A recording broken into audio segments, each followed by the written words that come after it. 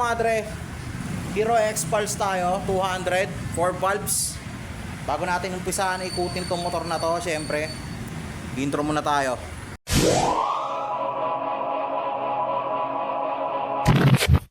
So, Hero X-Pulse 200. Bale ito, ang motor na ito is category siya as adventure type ng motorsiklo.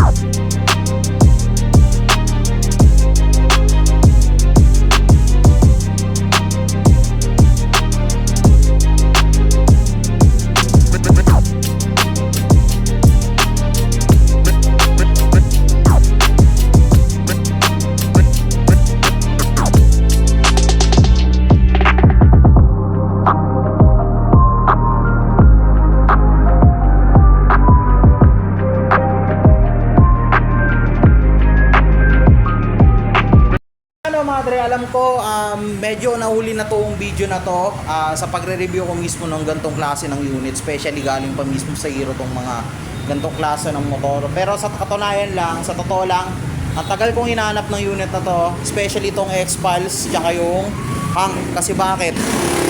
Since nung nailabas to, hindi kasi ako nakapunta last time ng ng mga ibang events na kung saan nirelease itong motorsiklo na to. As in, ngayon lang ako nakahanap ng opportunity at ngayon lang ako nakahanap ng kasa na talagang nagre-release ng gantong klase ng unit. Especially ito, mga bagong unit to, galing kay India. Yung Hero Motocorp kasi, Indian Motorcycle Company kasi yan. Then, sinubukan ko maghanap nitong X-Pulse 200 tsaka nung Hero Hawk 160 para at least kahit paano ma-review ko man lang to ng kahit paano, then ma-i-walk through ko rin yung mga iba pang audience ko dito. But then, di tayo pinaalad, ngayon lang tayo nagkaroon ng pagkakataon makapag-review ng mga ganitong klase ng unit. Rab ko na. Banggit ko na rin halos yung kanyang overall na technical specifications. So ngayon, proceed tayo ngayon sa walkthrough dito mismo sa motorsiklo na to. Una kong nakita tong motorsiklo na to ng malapitan, ano agad yung unang na-obserba? Yun yung kadalasang tanong ko sa sarili ko. So yun, napansin ko agad dito mismo sa motorsiklo na to yung kanyang bilugang headlight dito na merong nakamatch na mataas na windscreen dito mismo sa harap. So, halata mo na kagad dito mismo sa structure na to is binild ito or ginawa ito for some kind of a adventure trailing bike. For a 200cc displacement of engine, panigurado malakas to. Pero simulan muna natin dito sa pinaka-appearance dito sa front. So, may mataas at mayroong non-adjustable na windscreen dito sa taas. Tapos, mapapansin din natin na yung kanyang light system is naka-indicate na magkakasama na rin. Naka-indicate na dito yung turning light sa magkabilang gilid. Dito lang yun sa may gilid ng kanyang headlight dito mismo sa harapan. Kung mapapansin natin mabuti, medyo malaki nga lang din ang pagkakaiba ng light system dito kung tutusin. Bakit? Mapapansin natin na yung headlight niya is ginagamitan na rin ito ng LED type ng ilaw, samantalang itong kanyang turning lights ay ginagamitan pa rin ng bulb type na uri ng ilaw. So bukod pa dyan, yung kanyang suspension dito mismo sa bandang harap, telescopic port suspension pa rin ang gamit with matching suspension cover na rin. Plus, hindi man ganun ka haba yung fender niya dito mismo sa may bandang harapan, at least extended naman siya dun sa likod. Yun naman ang kagandahan dun dito. Kasi bakit? Meron naman na siyang advantage dito mismo sa taas since meron naman siyang big na nakalagay na dito. So ito na yung pinaka mismong cover dito mismo sa may gulong, dito mismo sa may bandang harapan, para at least hindi man siya nakokoberan dito, meron naman siyang pang dito, pinaka-cover dito para at least iwas talsik nga naman.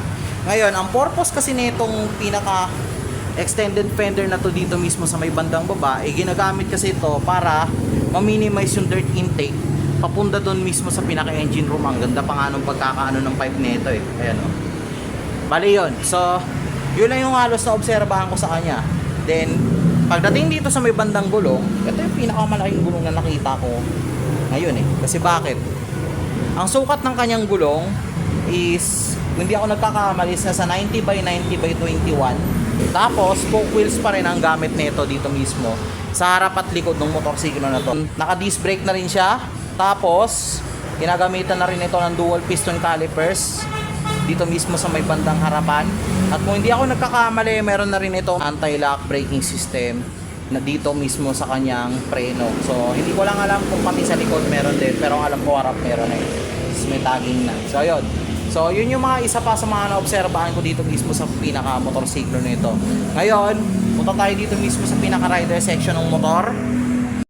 Itong unang beses na magre-review ako ng adventure bike.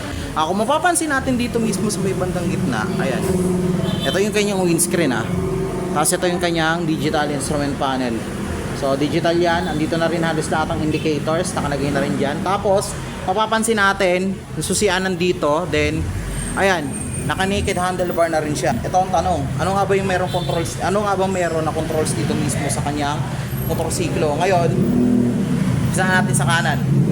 Sa kanan, ang nakikita ko lang dito ngayon na controls na meron siya ngayon is yung kanyang ignition switch.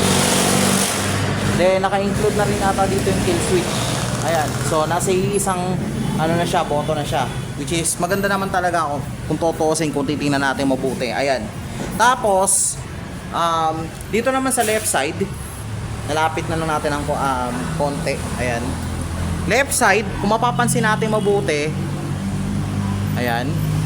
Andito yung high beam, low beam, alam ko turning lights. Tapos, yung kanyang horns. Then, punta tayo sa pinakaharap mismo. May titingnan lang tayo. Passing light niya. Yun, naka-confirm na natin kanina. Thank you, sir. Ayan. Then, punta tayo sa balik tayo sa kabila. Ay, teka lang. Isa pa pala sa mga na-obserbahan ko sa unit na to. Ang gandaan kasi dito, meron na siyang extra handguard para dito mismo sa kanyang handlebar. Bakit? Malaking advantage to, especially sa mga gumagamit ng adventure na motorsiklo. Pag may handguard ka kasi, iwas na sa kumbaga bawas risk to if ever na nag-aksidente ka, especially kapag nakahawak yung kamay mo sa manibela. Multi-purpose kasi to, pero later on siguro i-indicate ko yung mga advantages na pagkakaroon ng handguard sa isang motorsiklo. Balik tayo doon. Actual na tangke na para dito mismo sa X-Force 200. So, ito yung tanong ngayon, ilan nga ba yung fuel capacity na meron dito mismo sa motorsiklo na to? Yan ang magandang tanong kasi ito malaki to, 200cc to eh. Bali yung kanyang tank dito is kayang magkarga ng at least 13 liters ng gasolina para dito mismo sa motorsiklo nito. So ayun. Then also kung mapapansin din natin yung kanyang seat, sakto lang, di masyadong matigas, di masyadong malambot. Komportable pa rin to upuan. Pwede to for adventure talaga, no? Ayan, mapapansin natin mabuti. Plus, ito pa. Bigyan na natin ng pansin to ng konti itong kanyang engine dito banda sa may harapan. Ayan. Meron siyang crash guard dito na naka-indicate.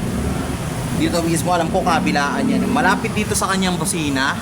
Tapos, yung kanyang elbow para dito mismo sa kanyang pipe, di ko alam kung resonator ba to or catalytic. Medyo hindi ako familiar mga dre. Pa-comment na lang ako sa section, pa-comment na lang ako dito sa may comment section mismo kung sino familiar sa ganyang structure ng elbow. Medyo hindi kasi ako expert sa pipe eh, so hingin ko ngayon yung tulong nyo. Ayan. Tapos napansin ko rin dito mismo sa unit na to is meron na siyang indicated na kickstart. So in case hindi ko man yung electric start button na ito, meron pa rin siyang pang backup, which is ayan, maganda siya. Tapos foot pegs, brake pedals, check, nandito rin, plus yung pang OBR. Tapos masyadong nakataas yung kanyang exhaust dito mismo sa bandang likuran, which is ganito naman talaga halos lahat ng style ng adventure type na motorsiklo. Then yung chassis niya, mapapansin din natin dito mismo. Ayan. Halatang matibay na klase ng bakal ang ginamit dito. So, makaka-sure talaga tayo na magandang klase ng quality ng chassis or swing arm ang meron dito mismo sa motor na to. So, ngayon ko lang na-notice, bigyan muna pala natin ng pansin to. Take note of this mga dre. Ayan. Nahirapan ako mag-Tagalog, sorry. Ayan. Taglish muna tayo. Naka-disc brake na rin yung kanyang likuran dito mismo sa may bandang likod. Naka-Nissin caliper na rin to. Naka-Nissin single piston caliper na rin din ito. Then, spoke wheels pa rin ang gamit niya dito mismo sa may bandang likuran na gulong. Kung hindi ako nagkakamali, ito pang dual sports off-road yung gamit nitong gulong dito mismo sa may bandang likuran. Tapos yung actual size naman ng gulong na ito, kung hindi ako nagkakamali, is nasa 120 by 80 by 80 naman yung gulong nito dito mismo sa may bandang likod. Ayan, mapapansin naman natin na sobrang laki. Pero mas malaki lang ng bahagya yung diameter dun mismo sa may bandang harapan. Kasi since, ayun, napansin ko na rin, mas makapalang to ng dihama kumpara dun sa mismong front wheel na meron tayo dun mismo sa review natin kanina. Ayan, chain type na rin. Tapos may indicated na rin na sprocket chain covering. Plus ay yung pinaka kanyang grab bar, mapapansin natin. Ayan, then pwede naman tayo mag-indicate dito sa mga susunod or magpalit tayo ng mga aftermarket na bracket para paglagyan ng top box natin. Alam ko may mga rin to pwede ka rin maglagay ng mga saddle bag dito if ever nagagamitin mo siya for trailing or mga off-road adventure. Mga sample na lang yan pag aakit kayo ng bundok, ganun. Most recommended yung mga ganitong klase ng motor sa mga ganong klase ng bagay, especially pag mga ganong klase ng terrain yung dadaanan mo. Ayan. Then yung kanyang tail light, naka LED na rin to. Ayan. Plus yung pero yung kanyang turning light same din nung nasa harapan, naka bulb type din. Ayan, hindi ko lang masyado ma-enclose dito mismo sa may bandang harapan. Sa may bandang likuran yung kabila kasi medyo kulang tayo sa space, pero okay lang. Then ayan, plate holder, medyo mataas na fender dito mismo sa likod. Tapos ayan, meron siyang plate light na kasama.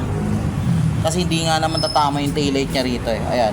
Para at least visible pa rin yung plate niya dito. Then, nakalimutan ko palang i-indicate mga dre.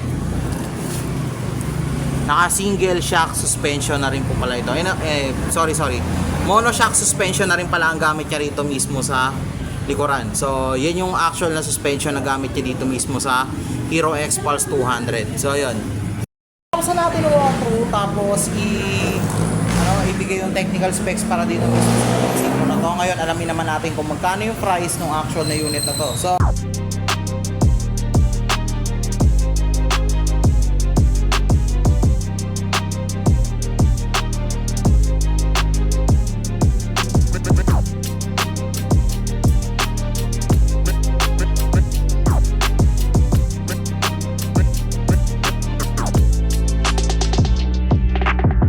ayun nga mga dre, natapos na natin i-review itong motorsiklo na to. So sa ngayon, hanggang dito na lang muna tayo.